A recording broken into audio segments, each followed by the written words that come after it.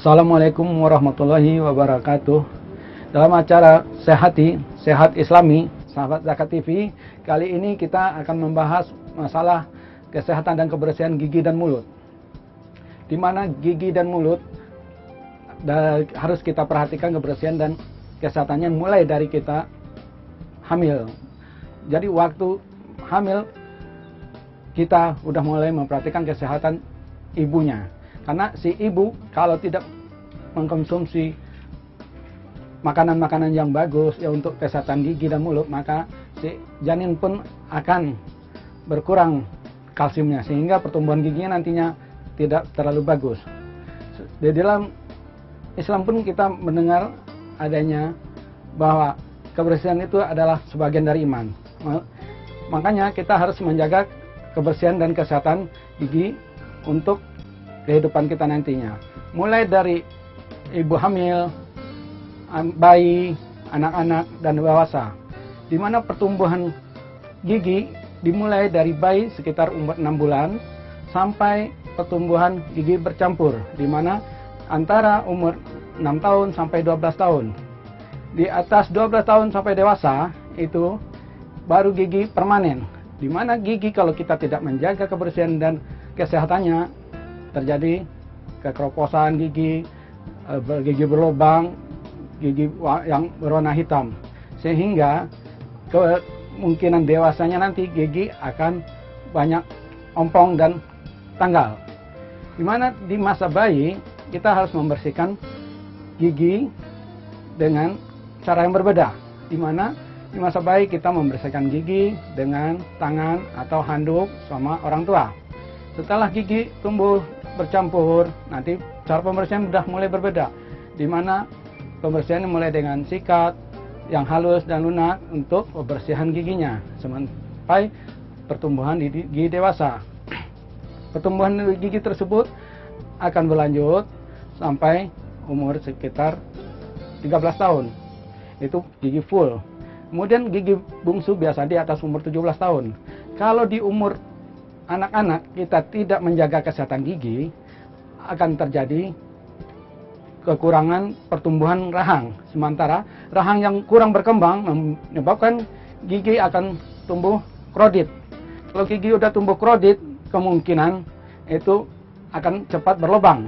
Atau kemudian gigi sulung yang terakhir kemungkinan tumbuhnya tidak sempurna, sehingga akan terjadi kemiringan atau tidak tumbuh giginya, sehingga nanti mempunyai proses untuk dicabut atau dibedah. Dengan tumbuhnya gigi yang tidak sempurna tersebut, kemungkinan orang menyebabkan adanya sakit kepala, pusing yang tidak dirasakan pasti.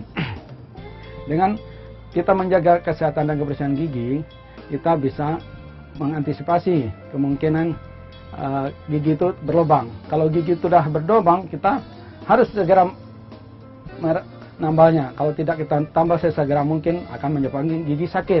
Kalau gigi udah sakit akan mengenai sarafnya. Sehingga kalau gigi udah mengenai saraf itu harus mengalami perawatan gigi yang lebih lama dan memakan waktu dan memakan biaya. Sehingga kita akan lebih kesulitan untuk melakukan perawatan. Sebaiknya sebelum gigi terjadi sampai sakit, kita telah mencegahnya lebih awal. Makanya kita perlu menjaga kebersihan gigi. Setelah gigi kita bersihkan, kita jaga, makanya kita mulai untuk giginya supaya lebih rata, lebih bagus. Kalau giginya kita jaga dari awal, yang udah mulai goyah kita cabut sehingga pertumbuhan gigi itu tumbuh dengan normal, hingga tidak terjadi kasus-kasus yang lain. Kalau gigi udah mulai sakit dan harus dicabut, maka fungsi-fungsi gigi akan berkurang. Di mana fungsi-fungsi gigi seperti pengunyahan, fungsi estetis, fungsi fonetik, dan fungsi kesehatan lagi yang lainnya juga ikut berpengaruh. Di antara fungsi-fungsi gigi tersebut seperti fungsi pengunyahan, kita itu kan merasa bahwa fungsi gigi itu untuk menghancurkan makanan. Kalau makanan kurang hancur, hingga prosesnya ke dalam perut tetap masih kasar, hingga menambah beban kerja dari usus dan lambung, hingga bisa menyebabkan timbulnya penyakit-penyakit lain. Sehingga dengan timbul itu penyakit yang lain membuat kita akan mempunyai tambahan dana dan biaya lagi untuk mengobati penyakit yang lain. Sementara dari mulut adalah sumber dari penyakit. Kalau mulut kita tidak jaga kebersihannya, sumber-sumber penyakit itu akan masuk ke dalam mulut, akan menjalar ke organ-organ tubuh yang lain, di mana infeksi dari mulut dan gigi bisa menyebabkan penyakit di jantung, di sendi, dan yang lain-lain. Sehingga dengan kita menjaga kebersihan mulut dan gigi, kita juga menjaga kesehatan organ-organ tubuh yang lain. Dengan menjaga organ tubuh yang lain, kita lebih memanfaatkan kesehatan gigi ini untuk mengurangi risiko sakit. Kalau sakitnya kita kurangi, berarti kita mengurangi pembiayaan. Di mana zaman sekarang pembiayaan untuk gigi itu sangatlah mahal, sehingga lebih baik kita mencegah daripada menanggulangi penyakitnya. Sahabat TV, Zakat TV, jangan kemana-mana. Habis ini kita lanjutkan lagi.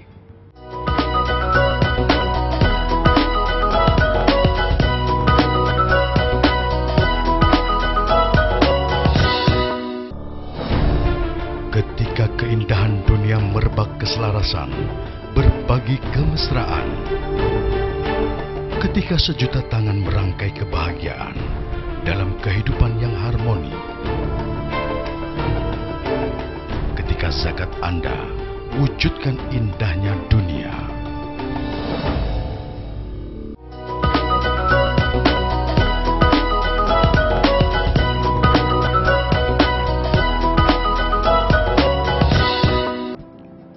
Sahabat Zakat TV, kembali kita bertemu dalam topik kesehatan dan kebersihan gigi, di mana gigi mulut rumahnya berfungsi untuk pengunyahan dan macam-macam.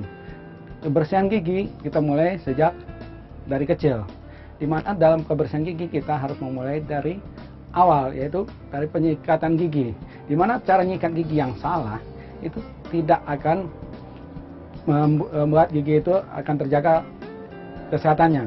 Maka dari itu kita harus mengetahui cara menyikat gigi yang benar, di mana kita mulai dari gigi yang atas, di mana kita menyikatnya dari atas gusi ke bawah. Itu kita tunggu beberapa saat. Kemudian dari itu kita mulai pindah ke belakang. Juga kita menyikat dari arah gusi ke bawah. Kemudian kita pindah ke sisi sini. Ke sisi kanan juga sama. Berapa lama? Kita dari gusi ke bawah. Dan jangan lupa para sahabat Zakat TV, kita juga menyikat gigi bagian dalam. Ini yang biasanya orang pada lupa. Sehingga karena buru-buru, mereka yang penting bagian luar kelihatan bersih. Mereka tidak memperhatikan bagian dalam. Sementara bagian dalam yang sering terjadi karies karena kebanyakan mereka tidak memperhatikan kebersihan giginya. Di bagian dalam kita gosok gigi juga dari gusi ke bawah. Sama juga bagian depan dari gusi atas ke bawah, dan yang belakang dari gusi belakang.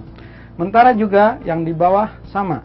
Kita sikat dari gusi bawah ke atas, dan sama samping sini, dan bagian dalam juga kita sikat dari gusi ke atas. Tujuannya menyikat dari gusi ke atas biar gusi itu tidak tertekan. Kebanyakan dari masyarakat kita gosok gigi asal sikat, pokoknya disikat. Padahal kayak gini menyikat, ini gusi akan tekan turun. Sementara gusi akan turun, ini nanti kelihatan gigi akan naik, kelihatan akarnya.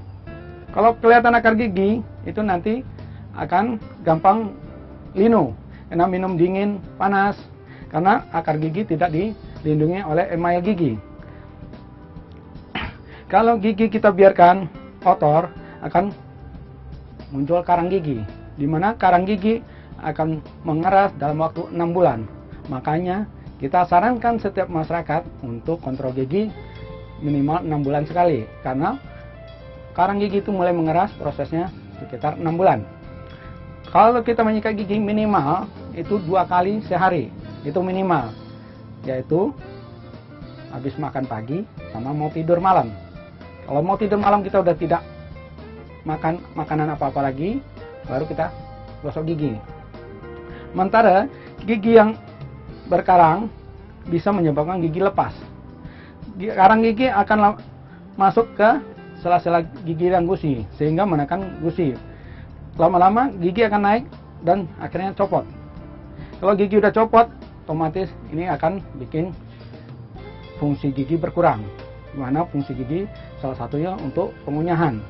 Fungsi gigi dalam pengunyahan akan berkurang, sehingga kita perlu untuk mengganti gigi yang lepas. Kalau seandainya gigi itu fungsinya berkurang, banyak yang lepas, itu pencernaan kita pun akan bekerja lebih berat, karena fungsi gigi untuk menghaluskan makanan telah berkurang, sehingga bisa menimbulkan penyakit pencernaan yang lain.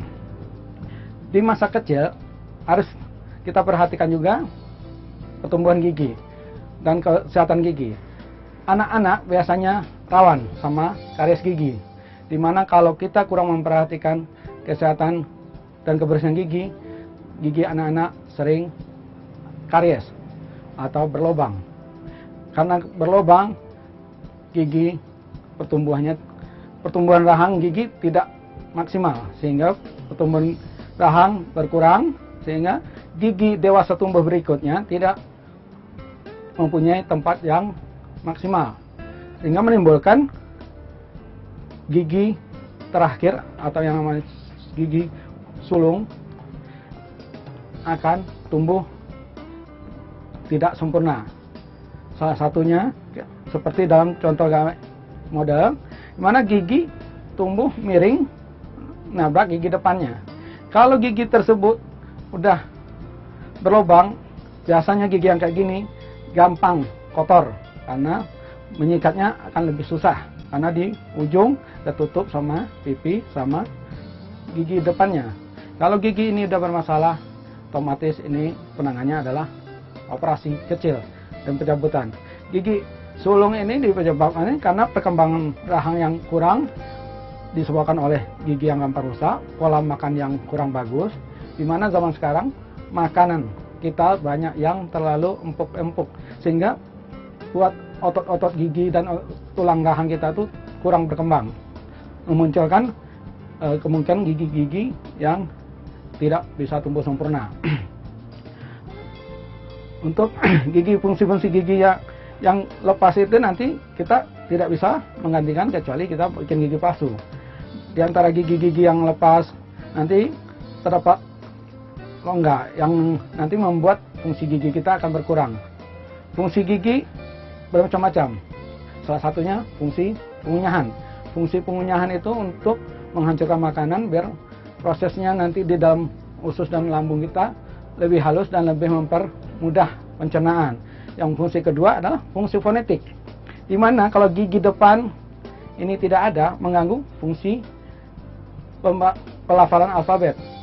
Contoh, huruf S, huruf R, huruf T, itu kalau tidak ada gigi-gigi depan itu tidak bakalan sempurna alfabetnya.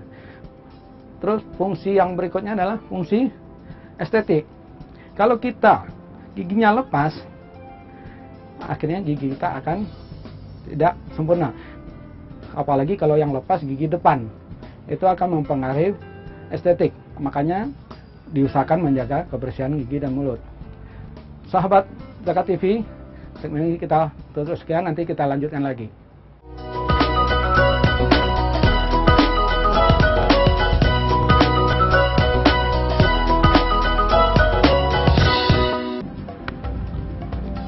Semangat kemenangan harus berasal dari sportivitas yang datang dari hati. Saya Bambang Pamungkas, saya zakat di Dompet Duafa. Keluarga adalah sumber inspirasi saya. Kehangatannya datang dari hati. Saya Inneke Kusharawati, saya zakat di Dompet Duafa. Berbagi memudahkan rezeki, karena datang dari hati. Saya Ipo Santosa, zakat di Dompet Duafa. Dompet Duafa.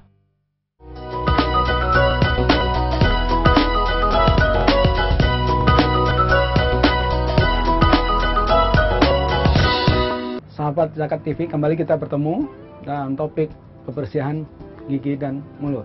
Di mana kebersihan gigi dan mulut kita penting menjaganya karena fungsi dari kebersihan dan kesehatan mulut itu berpengaruh ke gigi. Di mana gigi dan mulut kita kalau rusak akan mempengaruhi fungsi-fungsi gigi seperti fungsi pengunyahan, fungsi estetik, fungsi kesehatan, fungsi fonetik yang seperti yang telah kita bahas tadi.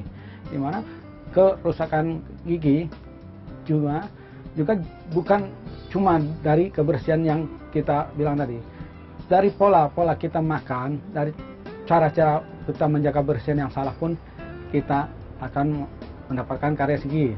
Terutama kita mulai dari anak-anak, di mana anak-anak menjaga kebersihannya gampang-gampang susah. Di antaranya, kalau mau tidur, anak-anak itu masih minum susu botol, sehingga mulut akan semakin terasa asam. Kalau mulut asam akan mempermudah terjadinya karies, di mana anak-anak sering terjangkit penyakit rampan karies karena minum susu botol malam hari, sehingga habis minum tidak membersihkan mulut dan gigi sehingga berlarut sampai pagi, sehingga kondisi mulut dalam keadaan asam dan memacu tumbuhnya bakteri dan merusak gigi.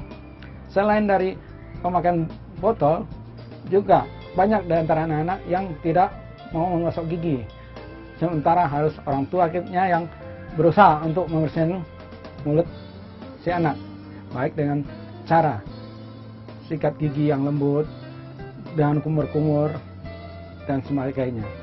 Di antara itu, kita juga harus memperhatikan pola makan, di mana pola makan anak-anak atau dewasa pun harus sering diperhatikan, di mana minum atau makanan yang manis-manis menjelang tidur seperti coklat itu akan membuat mulut kita akan gampang terserang bakteri, karena zat-zat gula tersebut memacu asam, dan kondisi asam itu memacu untuk bakteri berkembang biak. Selain dari makanan-makanan yang tersebut, juga pola makan kita yang salah, di mana habis makan yang panas-panas kita langsung makan dingin, minum es contohnya, itu mempercepat kerusakan gigi. Jangankan gigi, kita lihat contoh aja, misalnya kelereng dari kaca, habis kita panasin dengan api, tiba-tiba kita masukkan ke dalam air es dingin, itu akan retak-retak, bahkan bisa sampai pecah. Makanya dari itu kita harus menjaga pola makan juga. Sementara kebanyakan dari kita mencari makan yang lunak-lunak dan empuk, sehingga membuat fungsi gigi dan otot-otot gigi kita itu tidak berkembang dengan bagus, sehingga gigi kita itu akan seperti kurang bertenaga di posisinya. Dimana kalau gigi kita udah mulai terkontaminasi dengan penyakit, dengan bakteri-bakteri, sehingga gigi akan gampang karies. Karies itu akan menyebabkan berbagai macam keluhan di mulut, di antaranya bau mulut yang tidak sedap, kemudian makan yang tidak nyaman. Kalau kita giginya lagi karies, terinfeksi sakit, makanan yang enak kayak apapun itu akan tidak ada gunanya lagi, karena buat makan aja kita udah nggak nyaman, udah sakit. Dikasih makanan seenak pun itu tidak akan membuat kita nyaman untuk makannya. Makanya dari sini kita perlu menjaga kebersihan gigi dan mulut untuk menjaga fungsi-fungsi gigi kita. Fungsi-fungsi tersebut yang akan membantu kita untuk mempertahankan kondisi kesehatan kita, di mana mulut itu adalah sumber dari penyakit, karena semua makanan, semua penyakit itu akan memasuki mulut.